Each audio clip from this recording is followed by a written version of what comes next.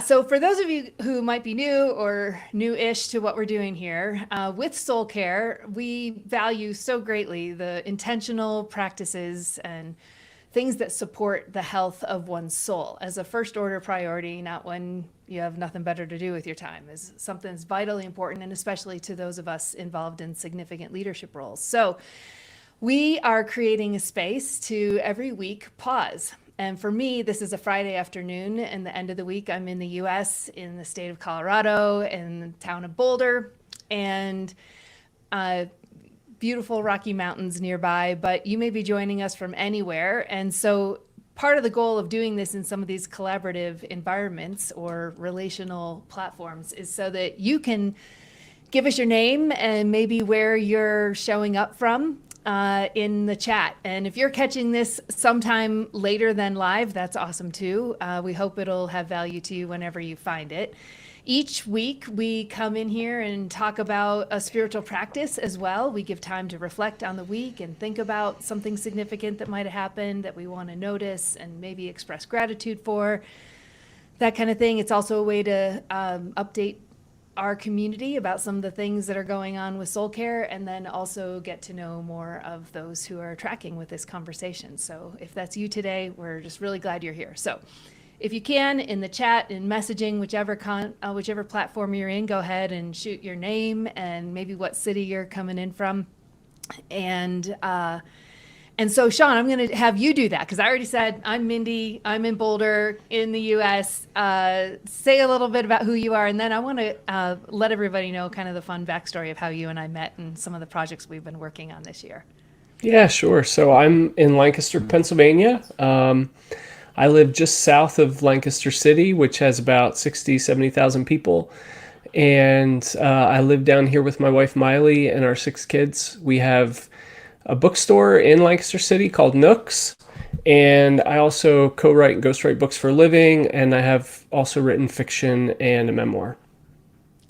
Oh, come on now. You got to tell everybody, like, what is the actual number of books that you have written in some capacity? That's a good question. I probably around 40, maybe. That's what I thought. 35 or 40. Yeah. I mean, come on, that's amazing. That's amazing.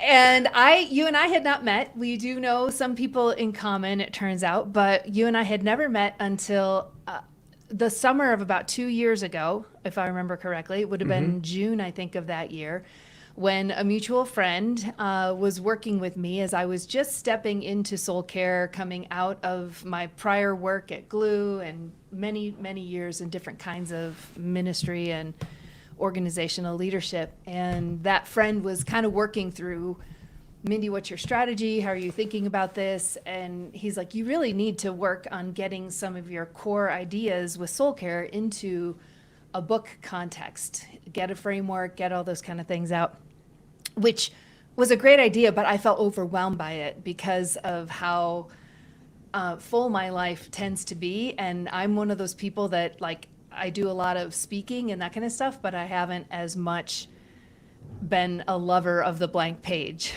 the way you and others are. And so as I started to express my overwhelm, our mutual friend Jason said, look, I think I need to make an introduction to you. And I think you hopped on a Zoom call like by the end of that day. We were meeting. I think so. It was and, you know, Jason's the kind of guy that if he reaches out, most of us are pretty wise to respond pretty quickly. So I am very glad that you did. And that began a journey of us getting to know each other, you getting to know me, and the story of the Whisper Ranch and the fires that had just blown through. And we began collaborating on that and a lot of other of Soul Care's initial projects that are still part of what we have going on. So I wonder if, I guess I want to ask you a couple of questions about your work as a writer, and it can kind of start with the project that you and I have been working on, or any number of them over the past year, but then I want to broaden out to some of the other kinds of projects and how you got into that in the first place. So why did you take that crazy call with a woman you'd never met with Jason Malik? What opened you up to an idea like that? Well, it was funny because I hadn't heard from Jason for, probably 2 or 3 years. I mean, we had worked together at one point on a book proposal. And yeah, I mean, I do get a fair amount of people reaching out to me in that way. Normally it's not the same day, like they want to talk to me that minute, but I love talking to people about what they're up to, the kind of projects that they're working on,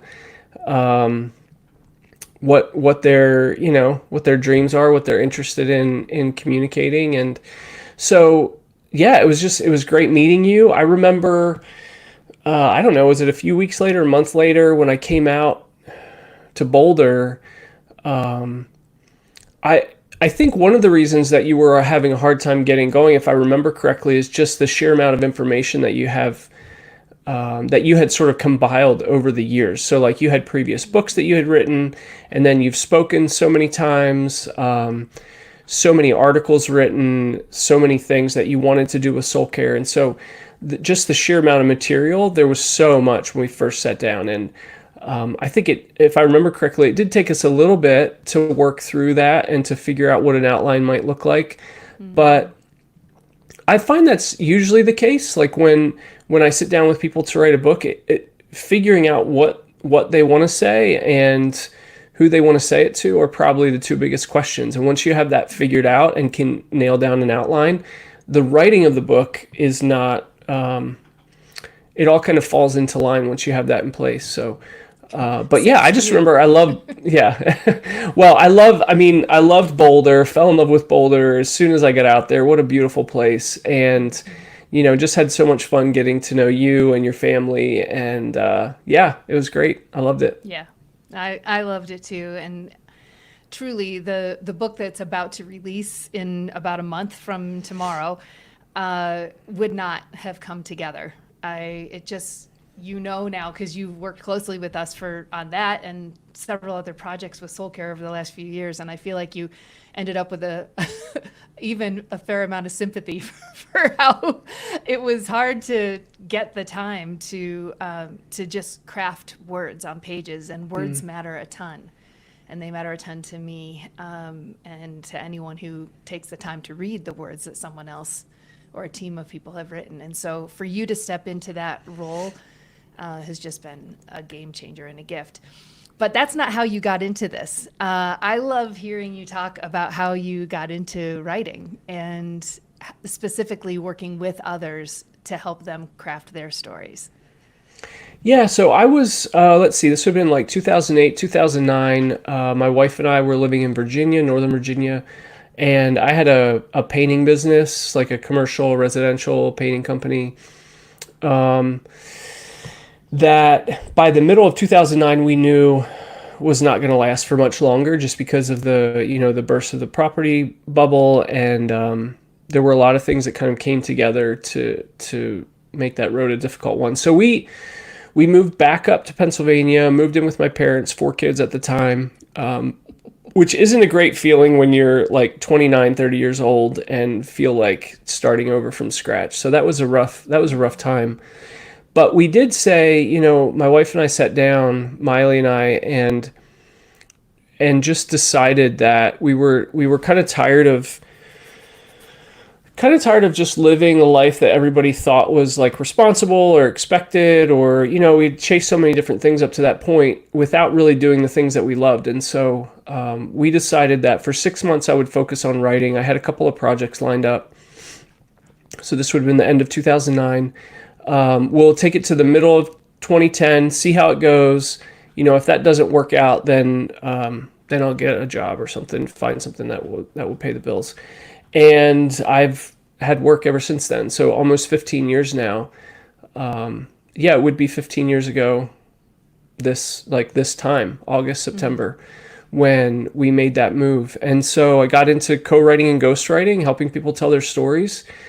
And it's been amazing. I think sometimes co-writing and ghostwriting, people don't always understand it. Sometimes they feel like it's deceptive if someone else is writing someone else's book.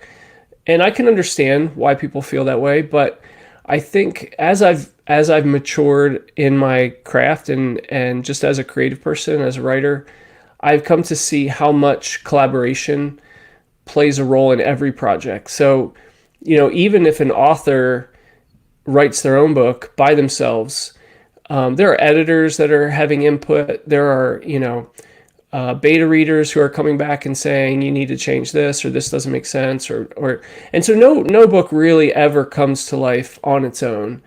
And with a co-writer ghostwriter setup, there's just more of a deliberate attempt at collaboration, and so it's just something I love to do. I love to help people get their books out. Memoirs are especially fun because a lot of the people around that person who I'm writing the memoir with have never heard these stories. So I'll do memoirs for families or for folks like you, and then when their friends and family read the book, they're like, "Wow, I had no idea. This is amazing. I had no idea you went through all this." So I love it. It's great. And I think with your project, what was really cool was sort of honing in on the experience that you and Jeff had been through fairly recently at that point of the fire and losing everything at Whisper Ranch. So I think having that sort of powerful experience that you had just lived through, and the fact that it was such a strong metaphor for soul care and for what many of us experience when we go through burnout, I think it just ended up being a really powerful story. Wow. And told in such beautiful ways, thanks to your craft and us collaborating on it together. And I totally understand the range of collaboration, co-writing, ghostwriting, all that kind of stuff. But I was more than delighted to have you be named as part of this project, and because it's in this case feels very appropriate. So very grateful. You and I were talking even just earlier this week as we were thinking about our time here today. One of our hopes with this time, guys, on this live stream is that we can focus on a different spiritual practice every time. That is something that you can take with you and incorporate it into your daily life. And over the last few weeks, I guess we've been focusing on times of reflection to think back on the prior week, and we'll probably take some space to do that before we're done today. But then we focused on different kinds of prayers. We looked at the value of a prayer of surrender, and we looked at last week, I think, was prayers of blessing and how do we speak words of blessing in other people's lives. But I thought today, especially because we have incredible talent here as a writer, it would be fun to focus on the spiritual practice of writing and or journaling, which I think those are kind of related. So for you, Shawn, how does writing care for your soul? Do you have a way of thinking about that? Yeah, I started journaling pretty seriously the spring of my freshman year in college. I was kind of going through the typical dark night of the soul, I think, as a young person, and just felt like I was kind of losing my way, not sure what I wanted out of life. And so someone had sent me a journal, I think, as a gift. I have to look back and see. But so I just started journaling every day, and that would have been around 96, I guess, 95, 96. And it just became a daily practice for me. So that first journal that I had, there was only very small space. It only had an inch or two for each day. It was actually more of a planner, I think. And so I journaled through that thing in about a year. And then I started buying journals, and I started writing more. I started writing a page a day and then 2 pages a day. And I did that almost every single day up through 2009, 2010. And then I started blogging. And so journaling took a little bit of a backseat as I was blogging, but I was feeling the same sort of thing, in that whenever I write like that on a daily basis, personal stuff, and especially journaling that's not for anyone else to read, it just helps me to think through my life. It helps me to think through my experiences. And it's almost like I can't know what I'm experiencing or what I'm thinking or what I'm feeling until I write about it. And then I can see it. And it's just become such a valuable practice for me through the years.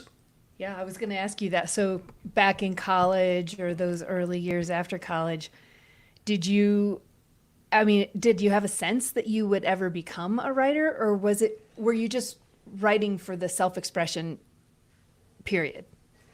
Yeah, I wanted to be a writer, but I wasn't really sure where to start. And I applied to some MFA programs, but I didn't get into any, and I wasn't even really 100% sure that's what I wanted to do.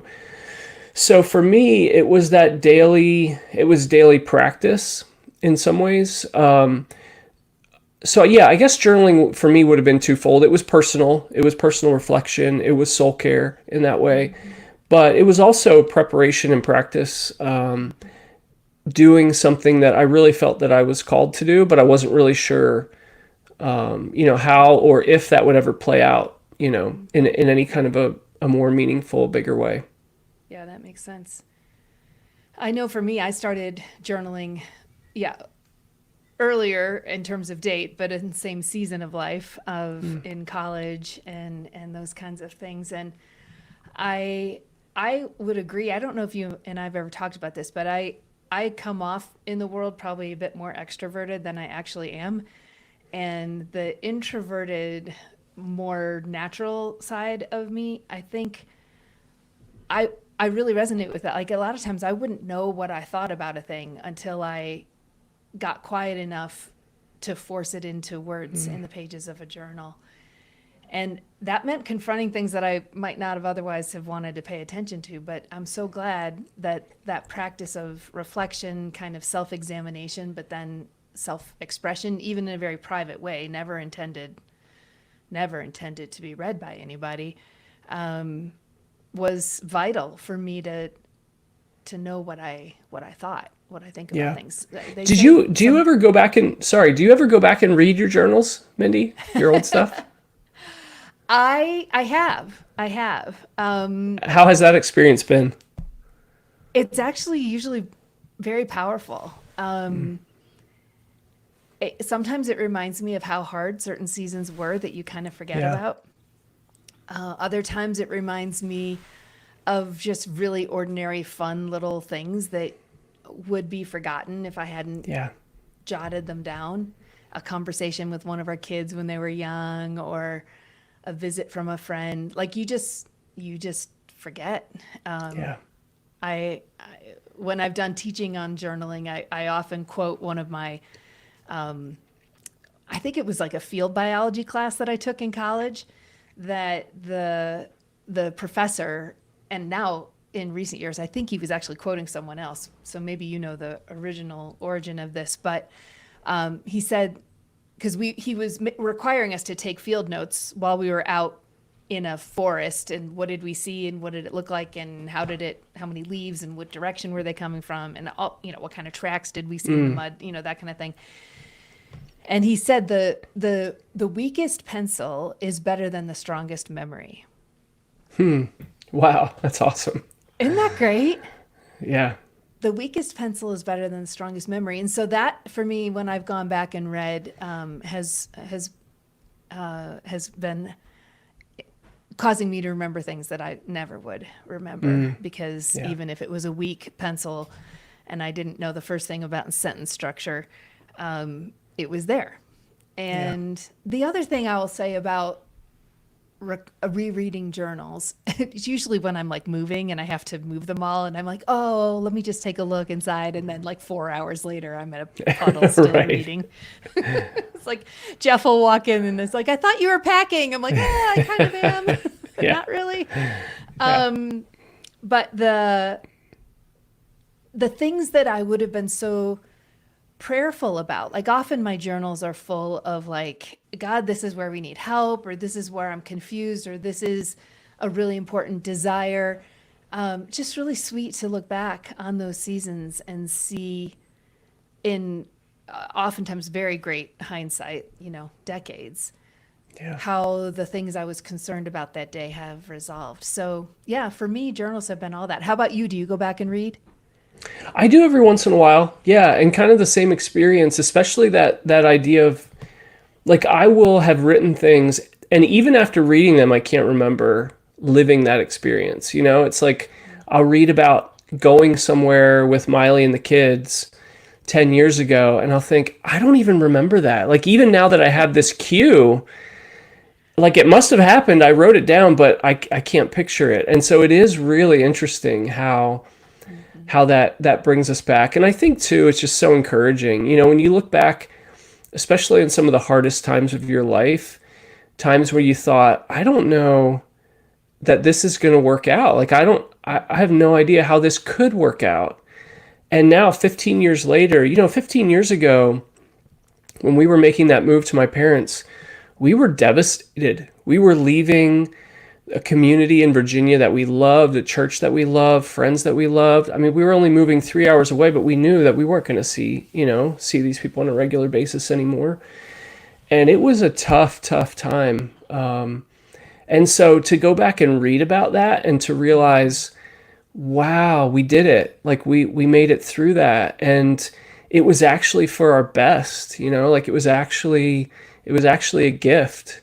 I think that it reinforces the idea that the things that we're going through now, like this present day, these hard things can be redeemed. Like, even if we can't imagine how that could happen, I think journaling really helps to remind me that, no, it's going to be okay. God's going to come through it. I don't know how it will work out, but it will. Amen. I'm just remembering that that's one of the whole chapters that we did in Ignite Your Soul, is looking at the power of this framework of a page, a person, and a plan. And the page portion of it, or page portion of that framework, is really all about the invitation to reflection that comes in the very non-judgmental, very open and inviting blank pages of a journal. And yeah. So there's more about this even in the book. Well, great. Well, would you be willing to join us in a reflection on the past week? And what we like to do is just kind of get quiet for a minute, and not like a timed minute, but for a little bit, and just think about this past week. And guys, wherever you're joining us from, currently right now or at some point in the future, love to have you just pause. If it's available to you, maybe, I don't know, relax your shoulders a little bit, take a deep breath, be mindful of the presence of God with you wherever you are, and maybe invite God to call to mind something from this past week that you, I don't know, that was significant in some way, that might have been lost to moving quickly into the next part of your day or into the weekend. And what's one thing that you might call to mind? And I'll ask you, Shawn, if you have anything in a minute, and just also reiterate, guys, if you're able to chat and share with us something that's coming to mind for you, we'd love to join you in that. And sometimes on these conversations, we've heard of something really, really tender and heart-achy a little bit, and sometimes quite beautiful and easy to wrap our heads around how it would be encouraging or life-giving to hear. But either way, whatever comes to mind, what is a reflection for you of this past week? And this, sometimes, Shawn, you remember with our team, we used to do weekly wins every week at the end of Fridays. Yeah. With a beverage of choice at the end of a day, at the end of a week, to just name a thing and celebrate it. So sometimes this weekly reflection can also turn into a bit of a weekly win celebration. So guys, if you want to join us in the chat, go ahead and do that. But how about for you, Shawn? What comes to mind as a thing that, if anything, and it's fine if nothing does, but if anything, what's current for you? I think a week ago today was Miley's birthday, and we decided to have a party at the bookstore. Our bookstore's been open now for, May, June, July, about 3 months, and decided to just have her birthday at the store this year. And, whenever we do anything at the store, there's always this voice in the back of my head, in the back of Miley's head too, that's like, this is dumb. Like, nobody's going to come. Why are you doing this? We plan a fair amount of events with other writers, bringing them in, letting them share about their books and their work and having conversations. And it's always like, oh, no, nobody's going to come. Why are you doing this? And then, we get right up to the date, and sometimes we've sold out. We have 40 people coming. Other times we have 4 or 5 people that show up. And we're just learning that it's all good. Like, it's all good. The nights with 40 people are great, and the nights with 3 people are great. And it's just a continual putting ourselves out there and saying, okay, what should we do? And so we had Miley's birthday, and like 30 minutes before, 15 minutes before, 5 minutes before, there's like nobody in the store. We're like, you know what? Our kids are here. We're gonna light the candles. We're gonna sing happy birthday. It's gonna be great. And that was where we both had kind of come to, was this realization that it's okay. Like it is totally okay. And about all these people started trickling in 5 minutes late, 10 minutes late. So by 6:30, we probably had like 20 people there. We sang for Miley. It was wonderful. Her birthday, her bookstore, like it was just such a meaningful moment, and it ended up being really beautiful. But just kind of this confirmation for us again that you can't, it's so easy these days to just judge everything we do by the numbers and how many people are we getting, and how many books are we selling, but instead to remember, like, there are just the quality of moments, and being present in those moments is way more important than how many people are there. So, gosh, I love that. That is a beautiful thing to reflect on. Thanks for sharing yeah. that. I've been blown away from the get-go, the idea of you guys, between both of you having busy lives, both at home and professionally, and then deciding with 6 kids to buy a bookstore. It just was like, oh my goodness, of course. And you've been on the journey with us a little bit with this ranch, and it's like we're seeing the power of creating space that not only is valuable for the people, whether they come or not, or if it's just you and your family, because the space has value even just for you. And it's really fun watching that journey for you.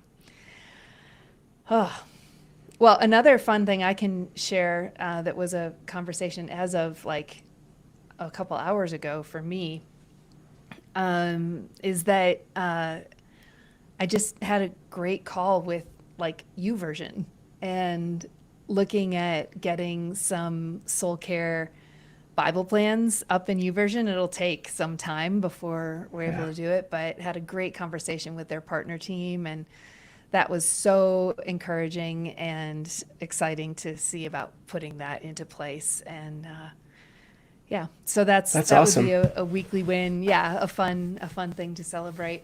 And then everything else related to the book launch coming out.